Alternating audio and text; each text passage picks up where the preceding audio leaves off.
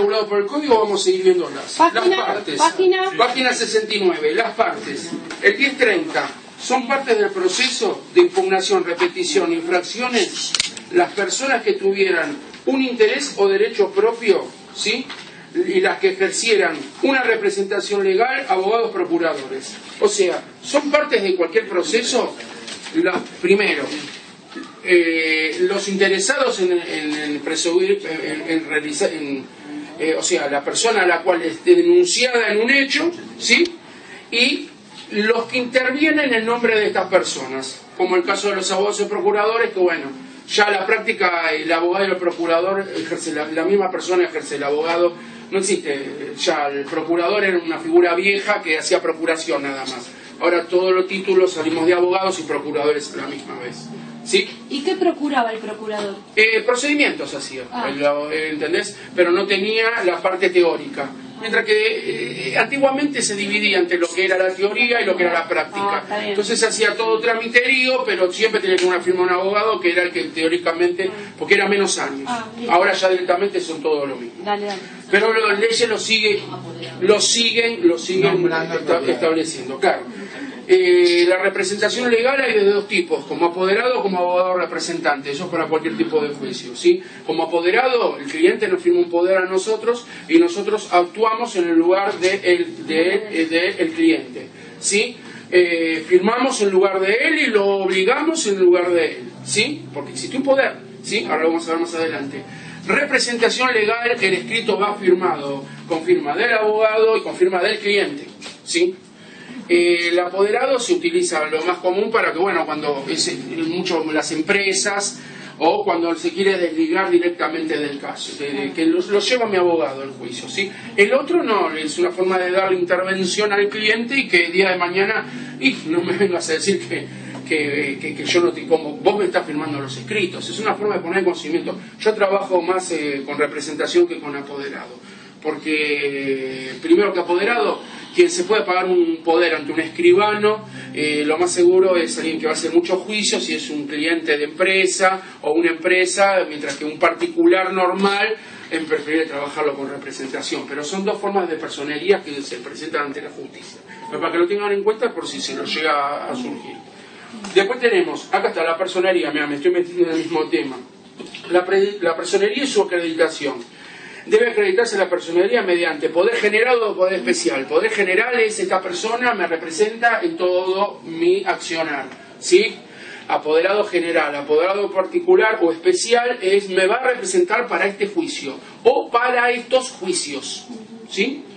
Eso debe ser acompañado con la primera presentación, ya sea si yo soy el quien demando, lo presento con el escrito de demanda. Si soy a quien demando, lo tengo que presentar en la contestación de demanda. En tema aduanero, siempre vamos a ser intimados por el ente público, entonces el abogado defensor va a tener que presentar el poder correspondiente si actúa como apoderado, si no va a actuar como representante y va a ir el cliente más, o sea, a quien están acusando más el abogado, ¿sí?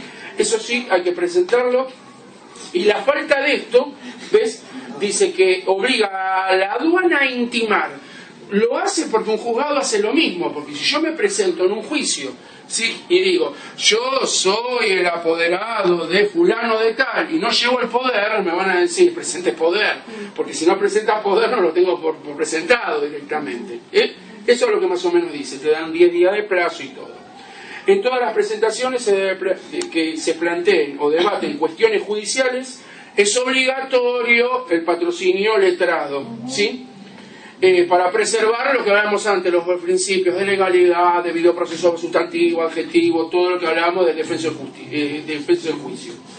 El tema de los plazos ya lo vimos anteriormente, ¿sí? Que los plazos procesales comienzan a correr a partir del día siguiente hábil administrativo de su notificación. Y habíamos dicho que eran días hábiles administrativos, ¿sí? Días hábiles administrativos, y empiezan a correr a partir del primer minuto, a partir del otro día del día de notificación. Hoy me notificaron, empieza a correr mañana el plazo, ¿sí? A partir de las 0 horas. Sí, con lo de las 2 horas ya lo vimos, ¿sí? En caso de que esto se deba hacer fuera, claro, si se debe hacer en jurisdicción extraña, le llamamos nosotros, fuera de la aduana, se va ampliando un día cada 200 kilómetros que se tiene que hacer la notificación, ¿sí? Producción de la prueba por la parte, ¿sí? Ya lo habíamos dicho, ante la demanda, la contestación de la demanda, cada uno ofrece la prueba a producirse, ¿sí? Esa prueba, ¿sí? Dice el administrador dispondrá cuáles serán las pruebas a producirse. Y acá viene otra cosa. Acá le está dando una potestad al administrador, ¿para qué? Para decidir qué se va a producir y qué no se va a producir. ¿Qué prueba se va a producir y qué prueba no se va a producir? ¿Sí? O sea que le está dando una atribución discrecional. Va a decir, esta prueba la produzco, o esta prueba no se va a producir. ¿Qué pasa? El criterio que debe utilizar es que si la prueba es conducente para probar el hecho, o para probar el derecho que exista. El problema es el siguiente, que algo que el administrador, o el juez mismo, estamos hablando de poder judicial o administrador, considere que es superflua, que no es una prueba que es conducente, para la parte sí puede ser conducente. Empiezan los conflictos. Y eso se va a tramitar, como habíamos visto anteriormente, por un incidente, ¿sí? Esos son los famosos incidentes. Viste que yo les iba diciendo, van a ir viendo que van a ir surgiendo los incidentes, ¿sí? De producción de la prueba. Después tenemos, esta facultad puede ser dictada a pedido de parte o de oficio, cuando se advierta al administrador por cualquier motivo. ¿Sí? No, perdón, esa es la aclaratoria. La producción de la prueba. ¿Qué tendríamos con producir la prueba? Es fundar nuestro derecho. La prueba funda nuestro derecho, ¿sí? Ahora les voy a tirar otro datito. ¿En qué sentido? Puede suceder que no sea necesario producir prueba, ni que la parte tampoco alegue que tenga que producirse la prueba. ¿En qué sentido? Porque existen lo que nosotros llamamos cuestiones de puro derecho. Una cuestión de puro derecho es que no hay prueba para producir y lo que se debate es solamente el derecho. Entonces, el juez lo que tiene que hacer es una valoración de derechos sin pruebas. Ese tipo de causas existen, ¿sí? No son las más, al contrario, son las menos. Pero lo que se busca es un pronunciamiento sobre cierto criterio aplicable a una norma jurídica. Teórico. Es como que no hay prueba para producir, sino que lo único se va directamente al derecho. No se prueba, no hay prueba para producir. Yo para que lo quiera entender. O puede suceder que el administrador o el juez entienda de que no se debe producir prueba y lo que nosotros decimos entiende que la causa es de puro derecho directamente. Todo es cuestionable, pero es una forma de decirlo también, ¿sí? Después tenemos el dictamen jurídico previo. ¿Qué es un dictamen jurídico previo? Siempre que intervenga, ¿sí?, un ente de la administración pública, no todas las dependencias conocen derecho. Entonces, ¿qué? Cuando una cierta repartición, ¿sí? Vamos a un ejemplo, AFIP, recaudación, ¿sí? Grandes contribuyentes, recaudación, ¿sí? Tiene que decidir sobre algo, o sobre cierto paso, cierto acto, tiene que emitir un acto administrativo, ¿sí? No lo quieran entender como acto administrativo en sí, porque el acto administrativo es mucho más general, sino como cierta decisión, ¿sí? Y no tiene las facultades jurídicas, siempre tiene que hacerlo revisar por una parte del organismo que es judicial, que es jurídica. ¿Entienden lo que le digo? Eso es el dictamen jurídico previo. Cada parte que intervenga cierta dependencia de la administración que no es jurídica, esa afirmación que hace esa parte de la dependencia tiene que estar respaldada con un dictamen jurídico. ¿Para qué es esto? Para evitar que el día de mañana me le hagan caer esa prueba, porque van a decir, ¿pero qué está diciendo esta persona si no sabe nada de derecho? Va a plantear la defensa, ¿entiéndenme? No, pero un segundito, esto que está diciendo la repartición tanto de tal lugar, de la aduana, de acá, de AFI, está con un dictamen de jurídico de la dependencia. Bueno, está, eso tiene otra cosa. tiene otro respaldo. Eso es lo que se llama dictamen jurídico previo, ¿sí?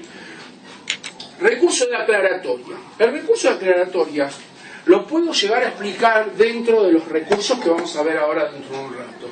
Pero se los voy a tirar ahora porque es de menos jerarquía, vendríamos a decir. Y además se lo digo ahora porque está dentro de esta parte del articulado. El 1041 dice que, dictada la resolución, ¿sí?, el administrador no está facultado para modificarla. O sea, cuando el administrador o un ente judicial o un juez dicta una resolución, no puede modificarla, no puede decir ahora digo esto y después digo lo otro. No, si no sería un vale todo.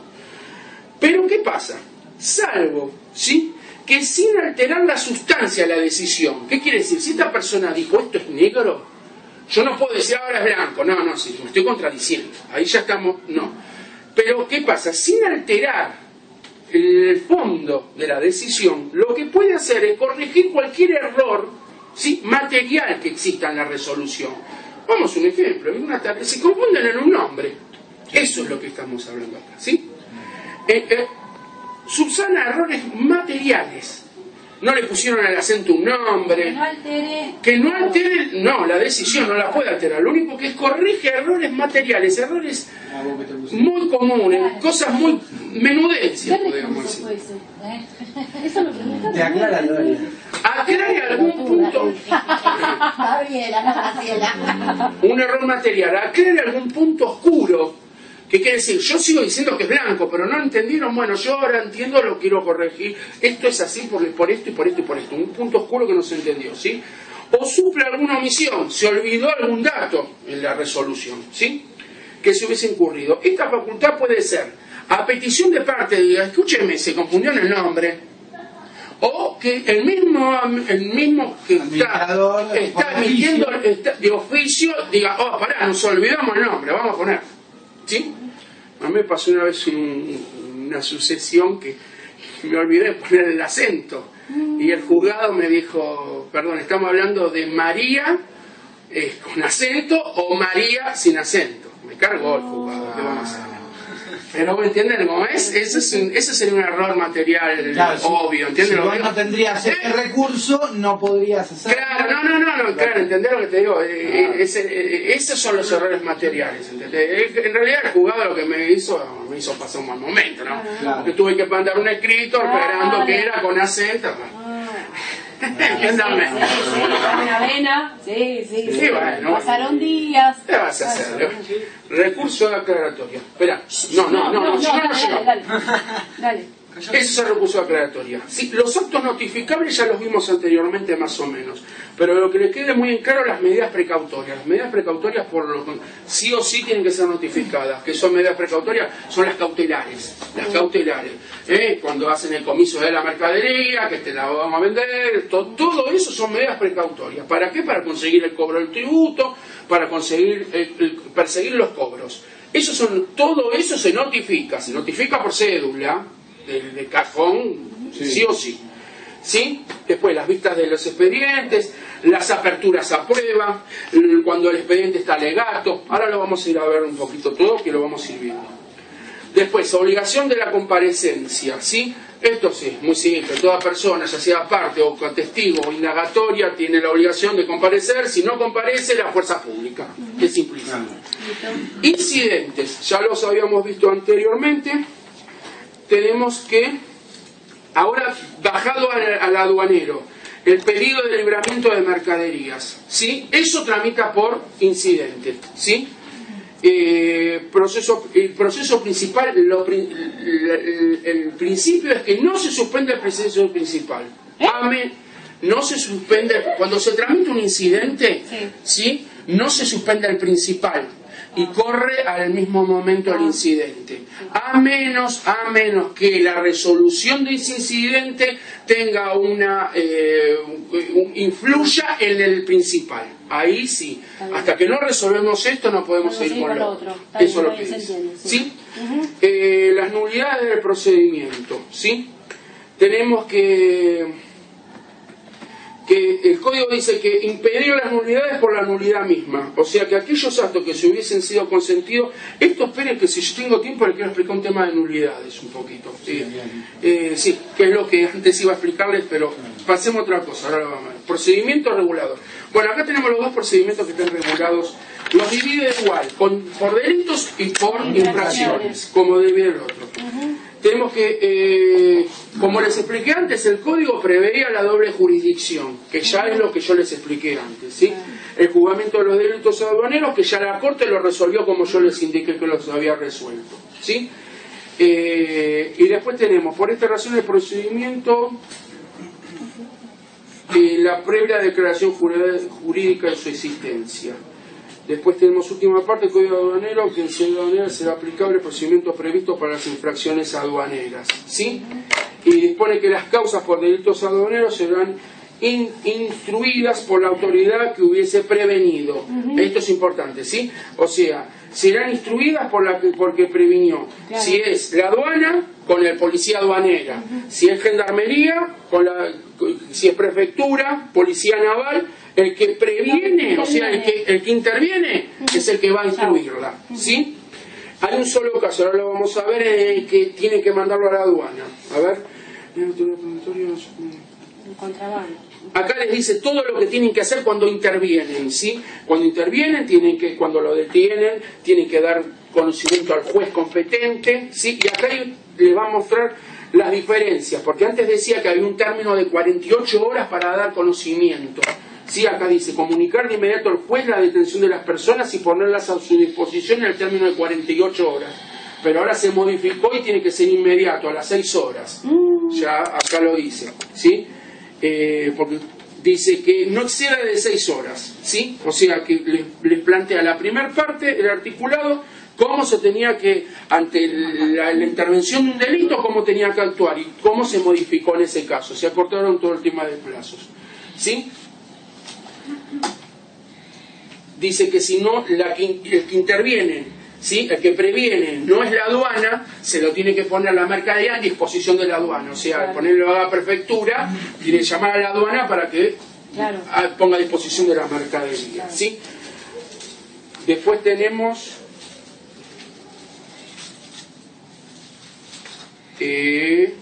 esas son todas las diferencias una y la otra, que más o menos eso no van a tener problema. Los procedimientos para las infracciones es competente para decidir en forma originaria las infracciones aduaneras el administrador de la aduana local, como habíamos visto anteriormente, ¿sí? Y el procedimiento es aplicable al juzgamiento de las infracciones aduaneras, como así también el juzgamiento de los delitos en virtud de la remisión, claro, porque por lo del doble juzgamiento también agarra la parte de los delitos, pero siempre acuérdense, lo importante del medio de esto es el doble juzgamiento, lo que decidió la Corte, aunque se diga, eso es lo más importante. El otro, léanlo, no lo van a tener ningún problema, pero eso es el kit de la cuestión, ¿sí? Que yo ya se los expliqué a los chicos, ¿sí? Bueno, a ver, las medidas cautelares, dice las cuales puede presentar, esto tampoco no va a haber problema.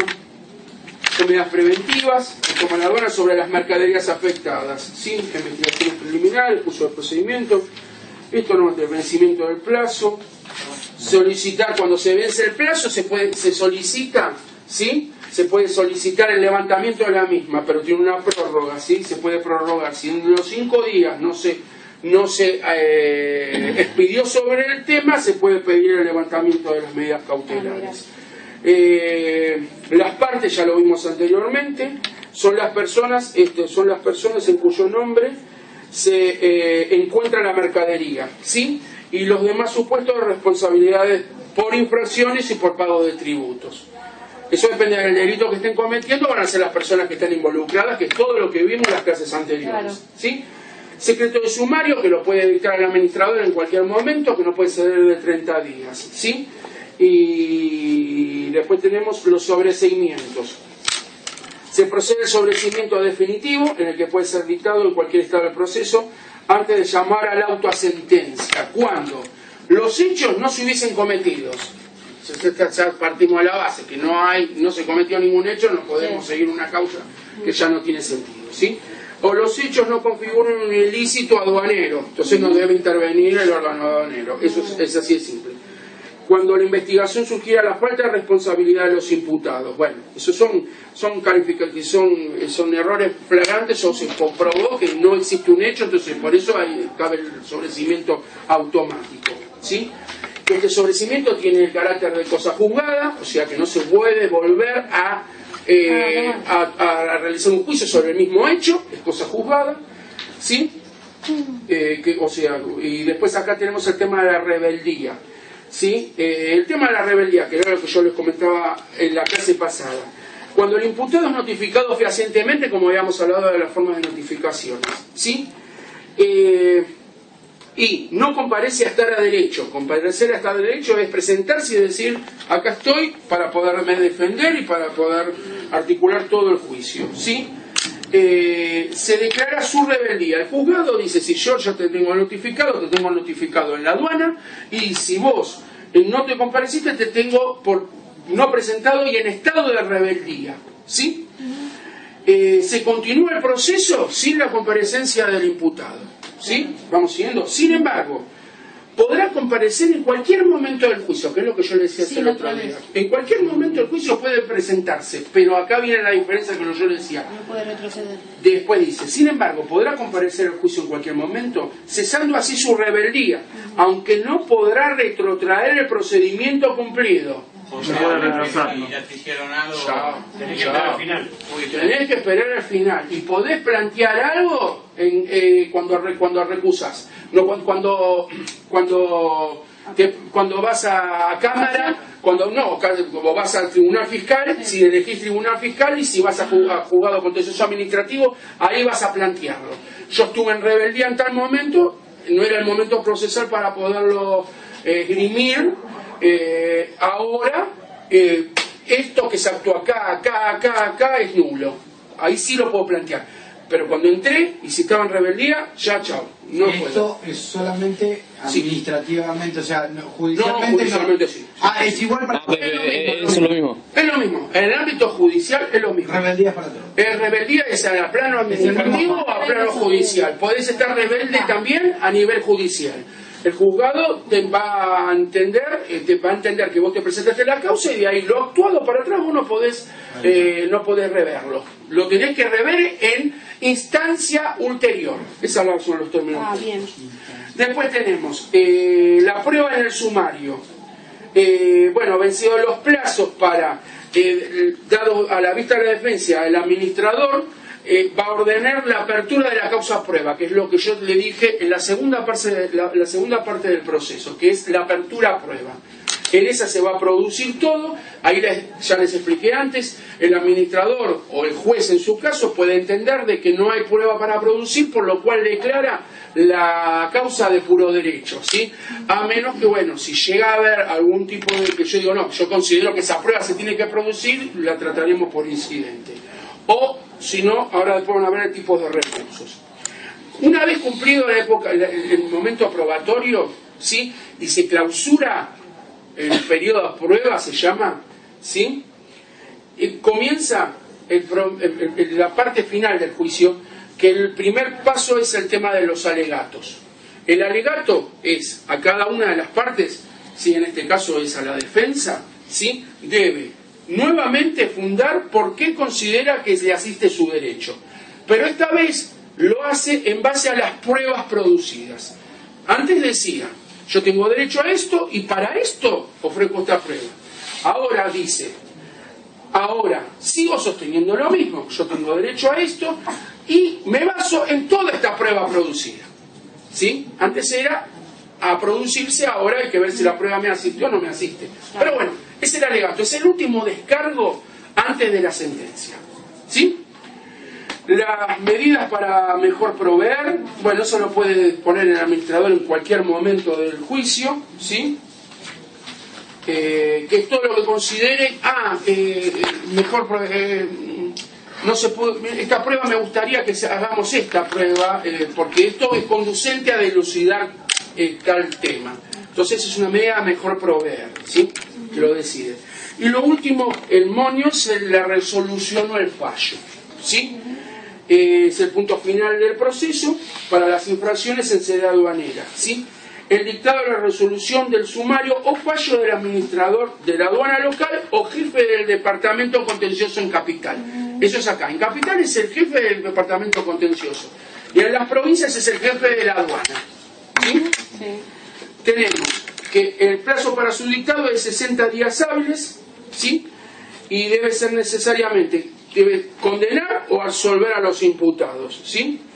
Pronunciarse sobre los tributos y ampliar las medidas precautorias en sede aduanera si considera, si sobresee las va a levantar, si condena puede mantenerlas o aumentarlas todavía, o pedir más precautorias, ¿sí? Eso es para poder conseguir el cobro de las cosas, o lo que se considere necesario para poder hacer cumplir la sentencia, ¿sí?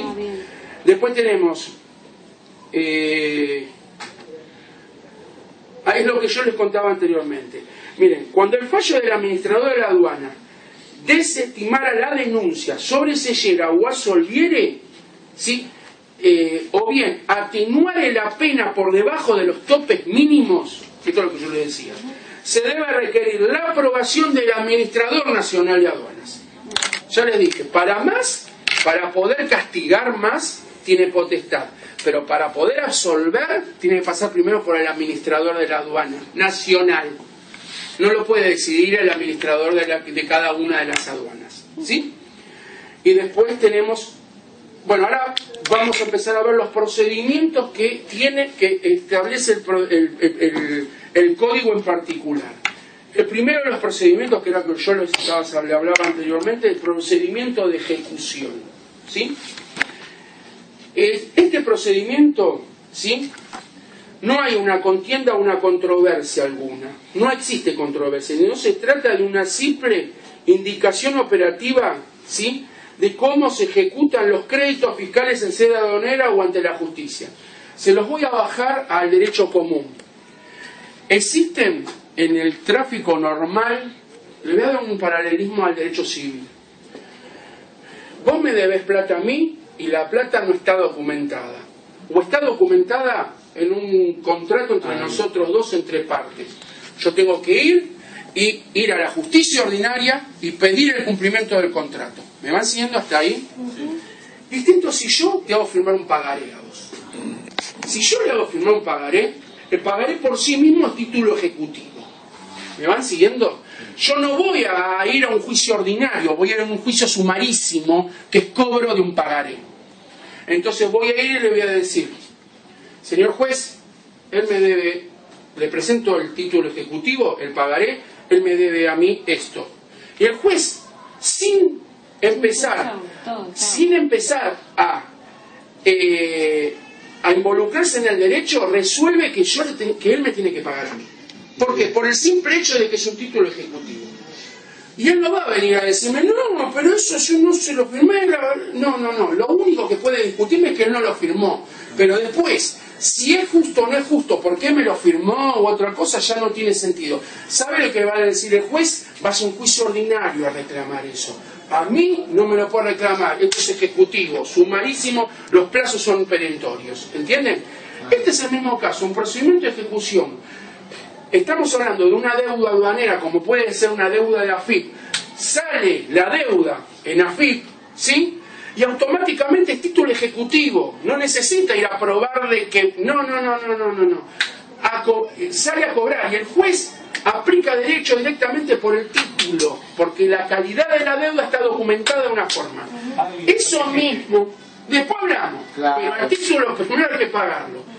Esa es la forma que se tomó a darle la calidad de ciertas deudas con el Estado como si fuese un título ejecutivo, como si fuese un pagaré. ¿Entienden lo que les digo? Se los iguala. Entonces este recurso es lo mismo. Acá no hay una controversia, lo mismo lo dice, acá no hay controversia. Acá pagá, no hay otra historia. Acá no me vengas a discutir el título.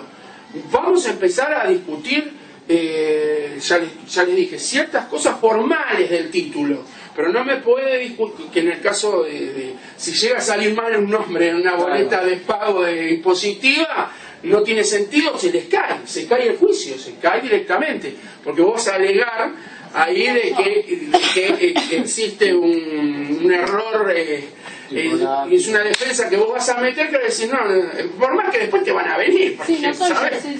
No, es nulo porque no cumple con los requisitos. Ese no soy yo porque se equivocaron una letra, listo, ¿entiendes?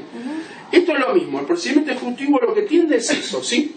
Y dice, las deudas que dan lugar a este procedimiento son los tributos o multas cuya percepción estuviese encargado el servicio aduanero. Imagínense que meten todo acá adentro, ¿sí? Las sumas que deben ser restituidas al fisco por haberse pagado indebidamente estímulo de exportación, ¿sí? Y después dice, acá lo que le tiene que quedar claro es eso, que es como un título ejecutivo, vale por título. Acá no hay medidas de prueba, no hay extenso ni nada, lo único que se puede discutir es la validez del título, pero no el derecho, ¿sí? Después están las medidas precautorias, que es un poco más de lo que estábamos sabiendo antes, que es la suspensión del libramiento de mercaderías, embargo de la mercadería, suspensión del registro, ¿sí? Y todas estas medidas, como dice ahí, son tendientes a conseguir el cobro, ¿sí? Porque acá me lo dice, que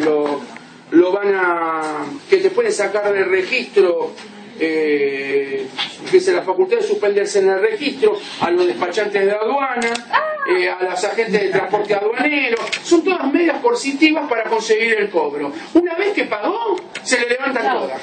Lo dice ahí. Una vez que cobró, se le levantan todas. Después, el otro procedimiento es el procedimiento de repetición.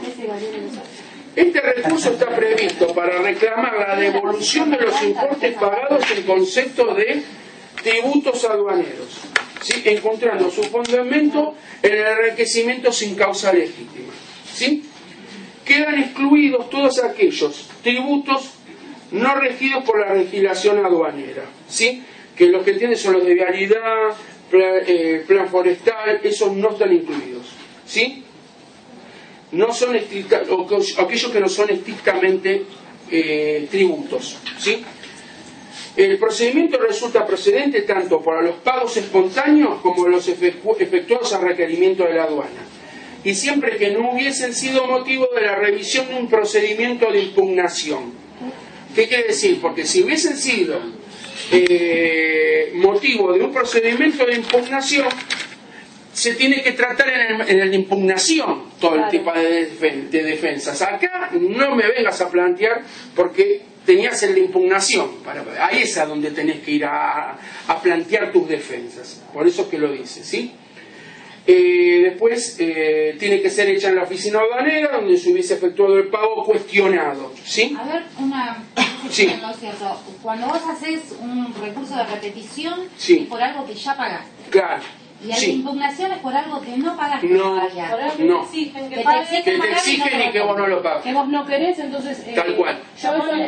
Yo eso le decía, ¿te acordás de lo del corazón, del tipo que fue la primer cirujana, Industrias Varones, de que él traía unas válvulas, Sí. que la mandaban por un lugar y el despachante le encuentra una zona gris, y cada vez que presentábamos un despacho tenía que hacer un expediente de impugnación diciendo que lo que la aduana quería que yo le pagara, no se lo pago, que le pongo una garantía, exponía por qué no se lo quería pagar y que estaba hasta que el proceso siguiera. Claro. O sea que tiene garantía, no sé qué, y no sé cómo terminó la cosa. Sí, sí, sí. ¿Está? Sí, sí, Pero, sí, bueno, sí, esa es la idea. Esa es la idea. así sería castellano. Claro. Y acá Este me está. fue Carlitos.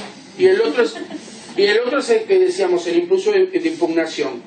Dice que tramitan por este proceso los recursos contra los siguientes actos. Se liquiden tributos aduaneros en forma originaria o suplementaria, siempre que la liquidación no estuviese contenida en las resoluciones condenatorias recaídas en el procedimiento de infracciones, porque si no estamos, nos vamos a procedimiento de infracción y no a este. Claro. ¿Sí? Después, efectuarse las liquidaciones efectuadas en el procedimiento por infracciones, porque este será en dicho proceso en el cual el administrado cuestione la liquidación, no en Claro, ¿sí? Después tenemos que contra las intimaciones, el otro punto, contra las intimaciones de restituir sumas pagadas indebidamente por la aduana en concepto de estímulos a la exportación. Sí, bueno. ¿Sí? Y contra los actos que aplicaren prohibiciones. Pero algo muy importante de las prohibiciones es que lo que nunca se puede discutir es por qué está dispuesta la prohibición.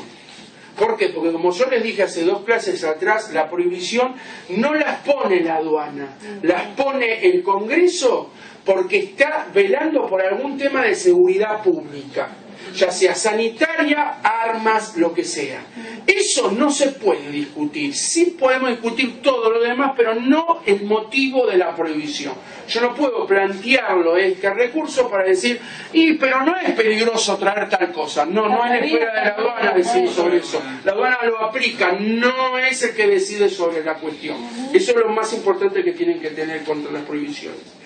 Después, contra los actos que denieguen estímulos a la exportación, como los que cuando me dieron para poderlo recuperar, cuando me denieguen un estímulo a la exportación, yo puedo plantear este recurso para decirles lo estoy anteponiendo para que me lo otorguen el beneficio. Y contra los actos que impliquen multa automática. Yo se los conté el otro día, se los refresco, de que las mercaderías que se exportaban al Uruguay se pagaban derechos de exportación, hubo todo un